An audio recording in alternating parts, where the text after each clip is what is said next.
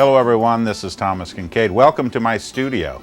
You know, people ask me where I get my ideas for my paintings, and a lot of times it happens right here as I'm sitting around daydreaming about the kind of romantic and peaceful places that I love to paint. Of course, recently I had a chance to take a look at a different kind of inspiration, an inspiration based on speed, energy, and a passion for winning. The Daytona 500 really began as an invitational meet. In fact, on February 2nd, 1959, the Daytona International Speedway hosted the first Daytona 500. Now, the finish of the race also went into the history books because the finish was too close to call. But Johnny Beauchamp went to victory lane and savored the celebration, although the results were posted as unofficial. And believe it or not, 3 days later, after studying the photographs, the officials declared Lee Petty the winner. Well, 50 years later, the Daytona 500 is NASCAR's biggest, richest, and most prestigious race. In fact, it's known as the Great American Race. The 2008 winner was Ryan Newman, who passed Tony Stewart on the very last lap to take the checkered flag. Well, my painting, NASCAR Thunder, celebrates the 50th running of the Daytona 500, and it's my personal tribute to American motorsports. Now, you may ask, what does a painter who loves to work outdoors have in common with race car drivers? I'll tell you, very simply put, it's a passion for speed. Of course, driving into the Daytona 500 is like entering a great festival. There's a huge camping area that's full to overflowing with RVs. My brother Pat was busy writing a blog about the entire adventure that was being posted in real time. I was allowed to wander around the track and pretty much set up and sketch anywhere I wanted. There's nothing more thrilling than sketching away as a race car comes zooming by at almost 200 miles an hour. I was sketching during the time trials and the rehearsal for the opening ceremonies. It was wonderful to watch all the preparations. There were people with flags and music playing. It was a real celebration. The media interviews were going on all day long, Speed Channel, Sirius Radio. Right before the race began, there's a tradition of signing your name on the finish line. And of course, I couldn't resist taking part. I got out my black marker and signed my name right there. During the actual day of the race, the easel came out and I was setting up right in the perfect vantage point, and I set to work. I was swinging the brushes so fast at one point that paint seemed to be flying everywhere. As I worked, a crowd of people gathered, and of course, this lended even more inspiration to the painting. When I worked, I tried to capture the color, but also a sense of the pageantry. There's something about the moment in history.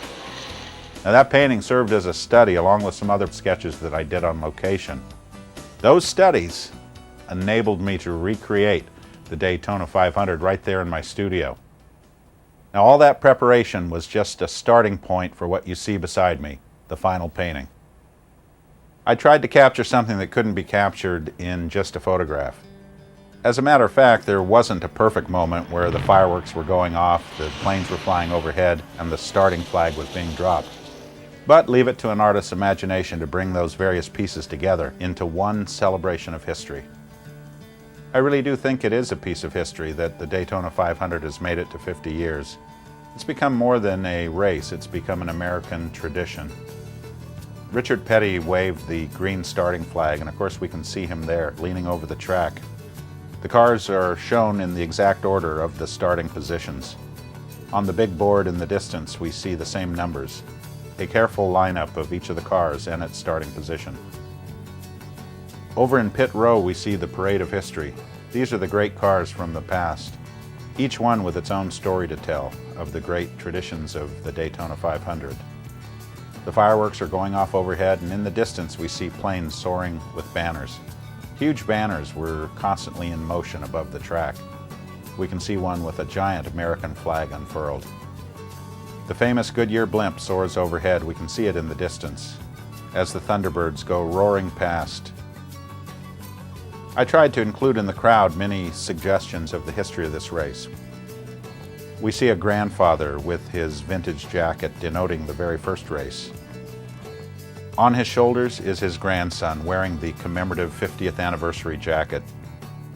We see race fans with the numbers of their favorite drivers proudly adorned on their backs. Everywhere you look, you see people with headgear. This is not just people listening to the radio, this is the actual broadcast of the race. It's amazing to think how many people come to this racing event. In the stadium, as well as in the infield of the racetrack, there's probably enough people to fill a mid-size American city. In the crowd, you saw all kinds of different colors being worn. Again, that connected to all the different drivers. Look how colorful the cars are, each color denoting a different racing team and a different sponsorship group. The clouds were racing overhead, swirling in and out, and you could see patches of light below on the racetrack. I was amazed at the accuracy and automation of the pit road. We would see cars come roaring in and out of the pits, and people would make their pit stop so quickly it almost seemed like a precision drill team at work.